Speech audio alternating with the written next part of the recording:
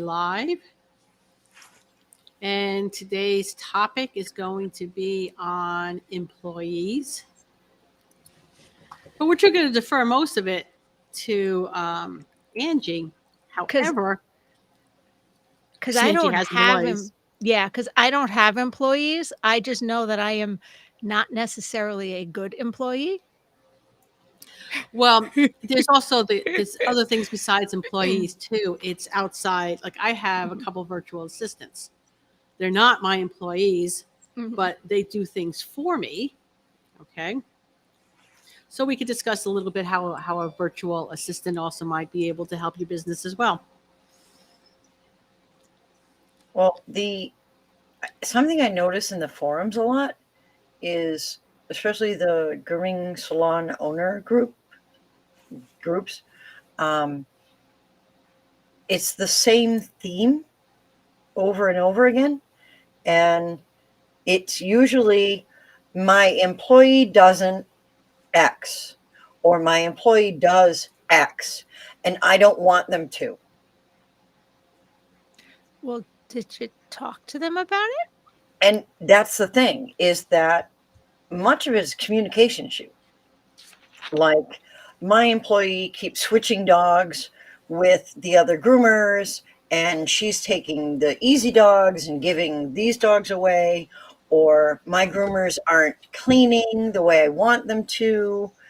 Um, and I'm just so frustrated. And then as the thread goes on, the one with the groomer who's switching dogs, people are asking, well, who's booking them? Well, everybody books. And okay, so there's the issue. You need to have one person who's booking, and once they're scheduled, that's where they stay. And you schedule dogs for you, and or you as an owner. When I had, like for my groomer now, I schedule her dogs for her, and she doesn't get a vote. She doesn't. Um, Yeah. this is, but I know her capabilities. I know what she's capable of, and some of them may be a bit of a stretch, but in order to grow, you need to stretch.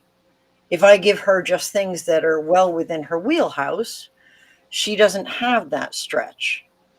So I book her a little bit more than what she's currently comfortable with, but what I know she can accomplish.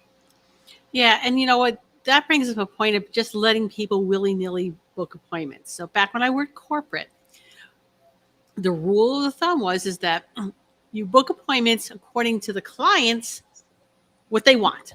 Right? If they want Wednesday, who's ever on Wednesday, that's who you book it for. Okay. However, there was an extreme meltdown at the store I was at because I was there with two other groomers, and they were both sisters, and they would not ever book a dog for me under any circumstance. I had a friend of mine who happened to be a store manager at another corporate call and try to book an appointment because I worked Sundays and they didn't. And they wouldn't book the appointment for her. That brought down, oh yeah, that brought down an entire shit show, and that the office there. All right, because then district managers were pulled in because there was not fairness there. And that's the biggest thing is employers and need to figure out what is fair for everyone and run with that.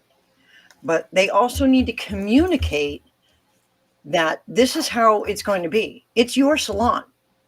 If you're the owner, you make the call.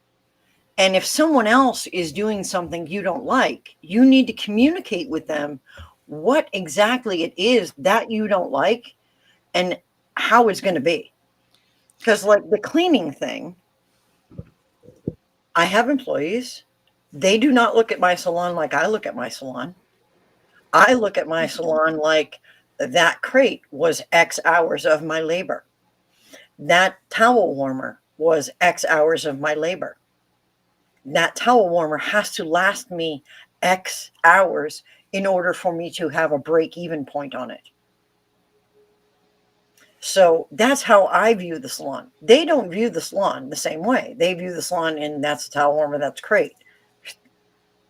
They don't see what I see in the salon. So they're never going to do that because they're not owners. They don't have the investment that you have.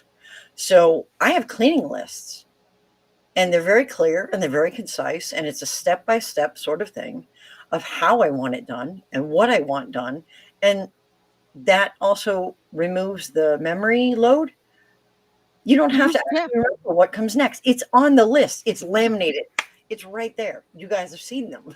And even if you do it a gajillion times and you know the list, I've worked enough 12-hour Saturdays in a salon to know by 8 PM on a Saturday night, I'm really lucky if I remember what I had for lunch. And it's nice to be able to go through the checklist. Yeah. Checklists are awesome. I mean, I use them for everything. I've been putting together these online summits for almost going on now the second year of them. And you would think that they are down pat, and they are down pat, except when I forget something. All right. Yep. However, having the checklist at least goes, you know what? Okay, I did this. I could just check. Wait, oops, didn't do this. And that's what I use my slideshows for in classes is I remember what I talk about on each slide. But basically, what we're talking about here is communication and setting expectations. We talked last week about contracts, and it's the same thing. Musashi said, when you see the way in one things, you see the way in all things. It's setting expectations. It's when you hire someone, be clear with them what their job is. Be clear with them what you expect of them, because they may be just as frustrated as you on the way a lot of things are going, but they don't know that that's their job. Or if they got hired and they thought their job was just to groom the dogs and go home, and you're expecting them, as you should, expect them to do a set amount of cleaning, and then you start talking to them about it, they're going to be frustrated because the expectations weren't set right in the beginning. Okay. So, and that brings up now, how do you set those expectations? Now, back when I worked corporate, they literally gave me like a 40-page employee manual, which I read, and the reason that really benefited me down the line, because I knew not only what they expected of me, but what I expected of them. Yes. Yep. And when I say things like I am a bad employee, what I mean by that is I will read that corporate handbook and I will pick out the sentence that, and I'm paraphrasing, I forget the language that was used, that basically said, if you're not comfortable grooming a dog, don't groom it. And no one can make you groom a dog you're not comfortable with. And I went, oh, really? That was Excellent. highlighted in yellow, by the way, that particular Yes. line. That okay, you read that too, Mary. I'm not making that up. So for all of you corporate groomers, please read your employee manual. Because if you have a problem with things they're telling you to do, make sure they're actually telling you to do things that are corporate legal. Well, not only corporate legal, state legal. Okay. Yeah. They can put anything they want in an employee manual, providing it doesn't contradict something that the state wants. There's like the bones of an employee manual, and it states everything in there that your particular state says has to be in there. All right. So, and just for argument's sake, and let's just say it says that your state doesn't allow you to groom 6 doodles back to back. Okay. We're making this up. Okay. Doesn't allow it. Against the law. as Right. far as the Department of Labor is for the state in which you live in. Okay, so you groom your 6 doodles, and then management comes over to you and says, "Hey, we got another doodle for you." All right, and no, you have to do it. No. The employee manual says I only have to do 6 a day. Okay, so while that's like a really stupid example of it, I think I drive the point home at least that Yeah. if it's in the employee manual, that's the last say in it. Okay, however it is stated. All right. So, Angie, when you have to like now fire an employee, how do you do that so it does not come back and bite you in the butt? Write-ups. Yeah. I have I do reviews and I do write-ups. So say at the end of the day, there's a list of things that must occur at the end of the day. And you get through 1 through 5 and go, yeah, I'm done. And leave. And I come in the next morning and go, 6 through 10 weren't even started, let alone completed. So then when you come in, I'm going to say, hey, Mary, do you have a moment? I'd like to speak with you in the back room, please. And I'm going to have my little write-up form. And I'm going to ask you, why weren't 6 through 10 completed? And I understand, hi, Erin, if there is a legitimate reason. Like, oh my God, my dog got sick and my mom had to take to the vet and I had to meet her there, and cool. Things like that happen. I understand that. Write-up form goes back in the filing cabinet, untouched. However, if you go, I was really tired and I just, okay, so we're going to fill this out. And this wasn't done. And you can sign the bottom. And then I take it up front. I make a copy of it. I keep the original. That goes in the locked filing cabinet. You get the copy. If you get 3 of those, I send you your check. Here's your 3rd write-up. Clean out your locker. You'll have your check. It'll be, well, everyone I have does direct deposit. So your check will be directly deposited to you. You can clean out your locker. You're done. That's it. Okay, and now does this have to be detailed in the employee manual? Yes. Yes. Okay. Yes. It's in there. And there's a copy of the write-up form in the employee manual and a copy of the review. Yeah, I don't like doing write-ups, but I have done them.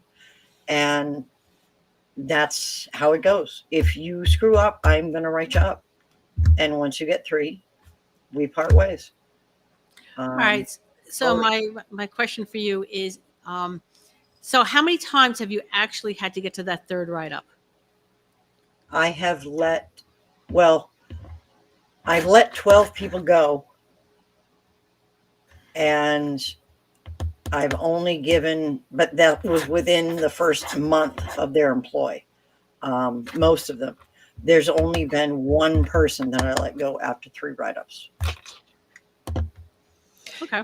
Okay. And what you're talking about is in your employment agreement, in your employee manual, the first 30 days are at will. Yeah. Like the first for the first 30 days. So you start a job and for whatever reason you can't hold it together for a month. That job generally can just say, see ya, it's been lovely meeting you. Please never darken my door again. Yeah. They don't have to tell you why. Well, I always do tell them why. Like I had one girl that on her first day, I said, don't forget to clock out for lunch, please. I have a biometric scanner for my time clock. So you put your thumbprint. And I learned that the hard way, because when I had just the, you type in your time coming in, people were fudging that by 10, 15 minutes. So yeah, But biometric scanner. I know exactly what time you got there. All And right. So for people who don't know what that is, please explain that because I'm sure someone is like, "Ooh, I need to know what that is." okay, so it's essentially it's a box, and they put their thumbprint on the screen, and it reads their fingerprint scan, and that clocks them in. It's like a punch card, but it's with your thumbprint. So you just so go, so nobody can clock you in or out for you unless "Mm, they borrow your thumb, and you kind of need those for grooming. right." So you're clocking yourself in and out. There is no way to clock anyone else in or out, and there's no way to do it remotely. You have to put your thumb in the machine. So Dang I it. said, clock out for lunch, please, because I pay for the two 15-minute breaks, but I don't pay lunch. And she said, yeah, I'll do that when I get back. From No, what? no, you have to do that before you leave. She's like, yeah, I will. And she walked out the door. And I walked out the door right after her. And I said, you know what? We're all set. I'll send you your check. And I walked back inside and I shut the door. And that was that. And she came back and I was like, no, you can go. And she's like, oh, okay, I'll see you tomorrow. And I was like, no, No. you're fired. I will send you your check. If you can't do something as simple as clock out when I tell you to, there will be much more complex things that you're going to ignore. I don't need an employee like that. That was her first day. Done. She worked 4 hours. Bye.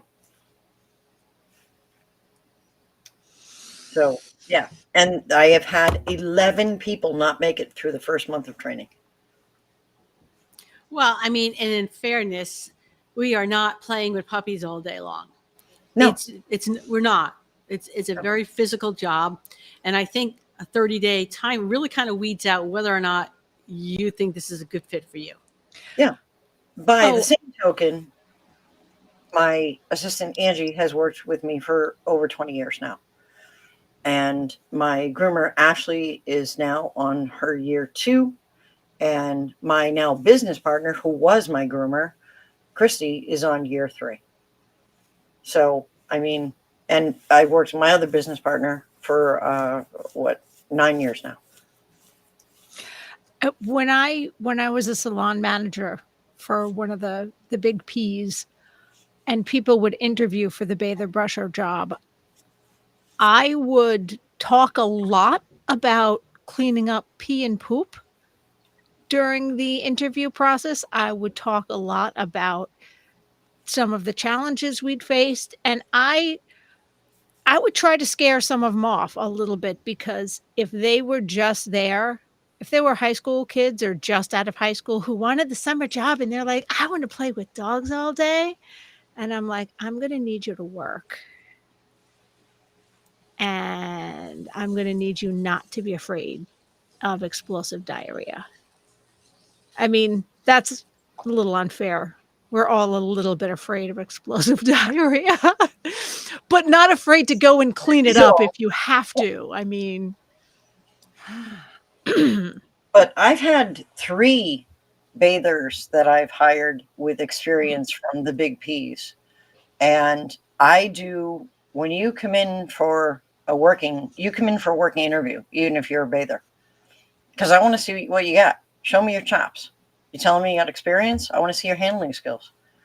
I want to see Mhm. what you know. I want to see what you are actually capable of doing. And I will work with you. And then I have my assistant Angie work with you, because between the two of us, that's going to tell me a lot, because I want her impression as well, because I trust her implicitly, as you would with anyone that you've worked with for 20 years. And I hired one girl. Most of them didn't make it, just because I'm like, you didn't, you have to get the butt, the whole butt. Yeah, I did. You mean You mean I have to put my hand, like, under the tail and up against the but that's where there's poo. Yeah. And I'm telling the girl, I'm like, you didn't, there's just a poop back here. No, I cleaned it. And I'm like, poop. This is poop. And look, poop. And so she's like, oh, I thought I washed it. And I was like, no, there's more. And she's like, oh, no, I'm sure it's, and I was like, we're good. We're all set. You can go. That's all I need to know. If I'm telling you an issue exists and you're telling me it doesn't, we're all set. I'm all set having you here. Thank you. Have a nice day. So I didn't hire two of them. The third one I did hire. She came in. She worked her first day. She worked with Angie. And Angie's probably not quite as light a touch as I am. She takes bathing very seriously. And she knows how I like it done. And she understands why I want it done this way. So she is very complete. And I have a checklist right there by the tub. And she will hit every single one of those marks, like every time. So by the end of the day, the girl called me up and she's like, yeah, honestly,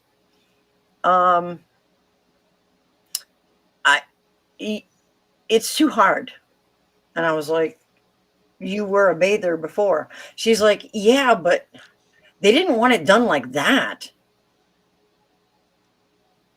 And I was like, okay, so you quit? She's like, yeah, I'm going to go work back to work at one of the big P's.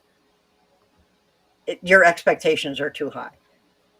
My expectation is that dog's going to come out of the tub cleaned and conditioned. That's my expectation. I don't believe that's unreasonable. All right. One thing I want to touch on is, and I am not talking about 1099s. Okay, 1099s under 99.9% of the time are going to be illegal if they're groomers, because that is your business. If you have a grooming shop and you are 1099ing your groomers, that's the service you offer. All right. So that alone doesn't make it as far as legalities are concerned. Okay. So what a legitimate 1099 would be a service that you don't offer. Okay. So like I have two virtual assistants. Okay. One of them posts my social media content for me. I create it. All she has to do is post it. It's not a service I offer. Okay. It's not what I do for a living. All right. She's a legitimate virtual assistant. I've never even met her in person. I've seen her online. And my second transcribes the transcripts for the summits. Again, I don't do that. It's not my business. All right. So it's not like I'm offering transcription services for other people. So that's the difference. And how a virtual assistant could help a grooming business can be some of the online stuff. Okay. Can be getting your social media content out there on a regular basis. Can also be somebody that you hire to schedule. All right. I'm starting to see the service. I think it's a brilliant service where somebody calls in and somebody else schedules the appointments. I mean, you got to set parameters, yada, yada, yada on it. But again, it's not it's not the service you provide. So outsourcing something of that nature is a legitimate 1099 position.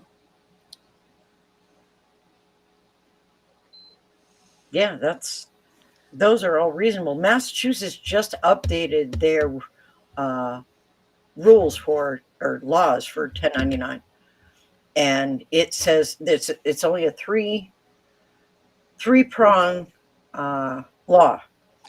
If you are, say, a grooming salon, you cannot have a 1099 groomer.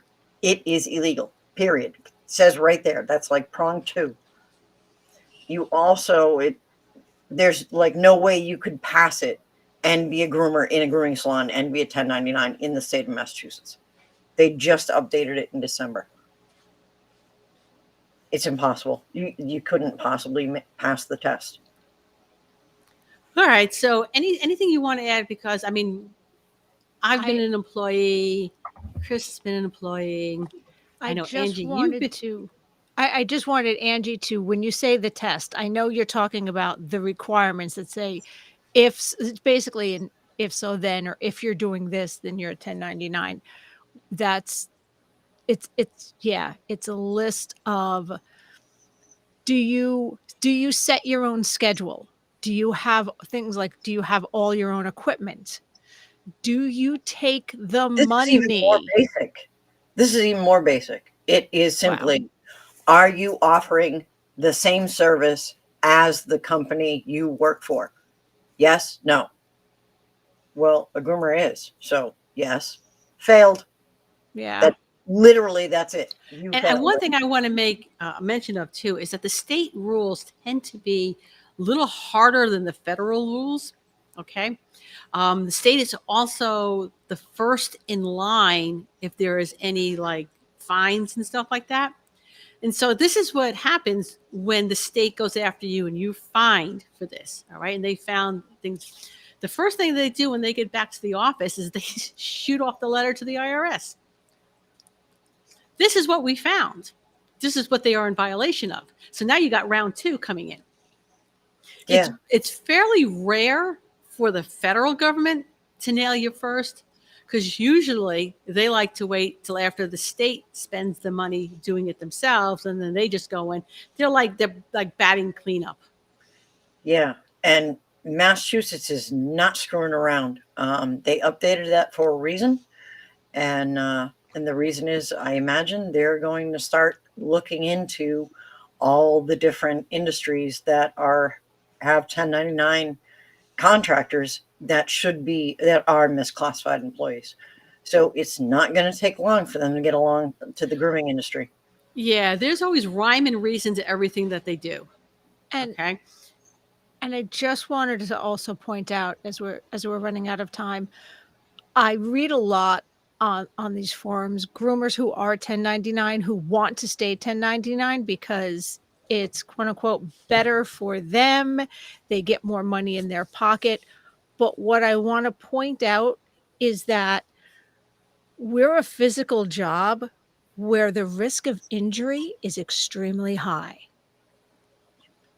So it might be better for you until that first time you get bit and you're not eligible for any kind of workers' comp, and you are on the hook for 100% of your doctor or hospital bill, and you are 100% SOL for missed work.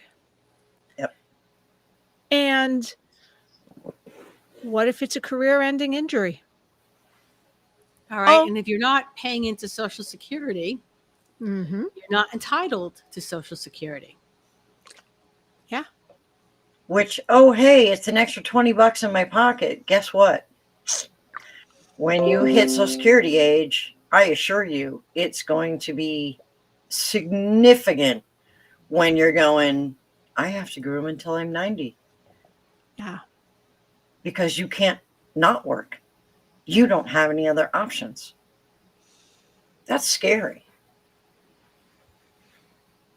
So that was my for people in Massachusetts, go to mass.gov and just type in 1099. It'll pop right up for you.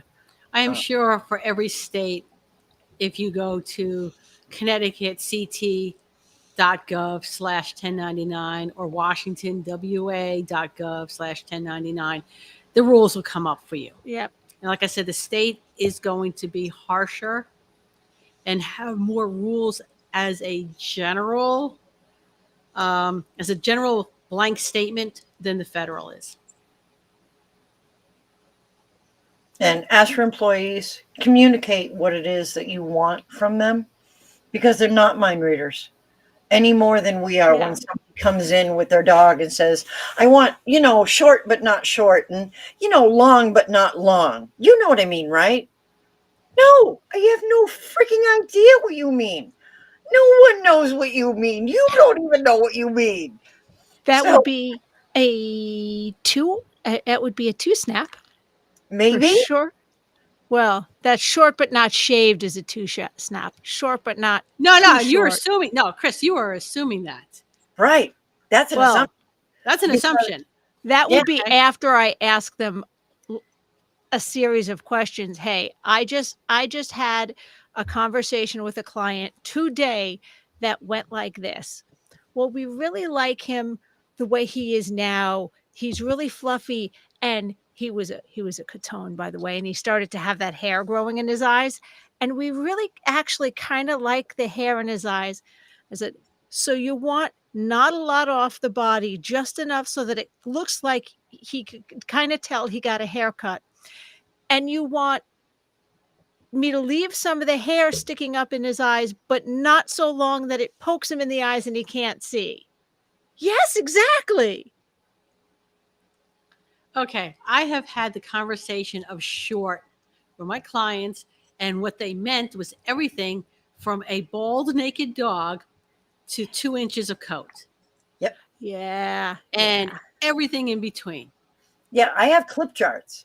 And I had a woman last week that said that exact thing. Short, but not short. Like kind of long, but not long. You know what I mean, right? And I was like, I have no No. idea. But you can show me on the clip chart because it goes all the way from 10 all the way up to 2 inches. Well, guess what she picked? Just take a guess. 10. Uh, Okay. okay. And I was like, not on the head, though. No, no. Yeah. Yes. And I'm like, Okay.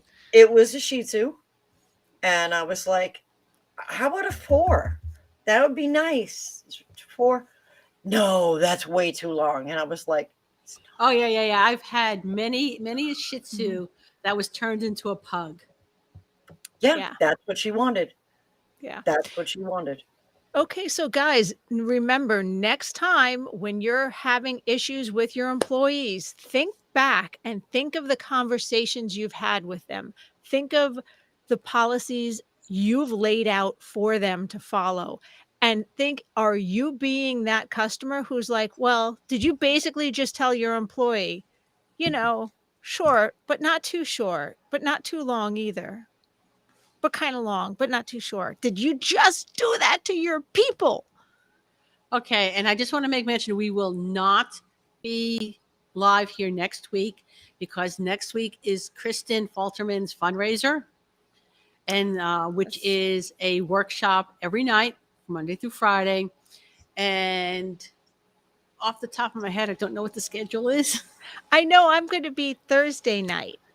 Okay, so I know Michelle is Monday, um, and so we also have Terry DiMarino, Christy Rice and Weaver, and Helen Schaefer. So we'll figure that out. And on that, all of the funds, 100% of the money. In fact, we are not even collecting payment on that. So the payment is Yeah. paid directly to the family. All right. So we'll see everybody in 2 weeks. Stay safe out there, guys.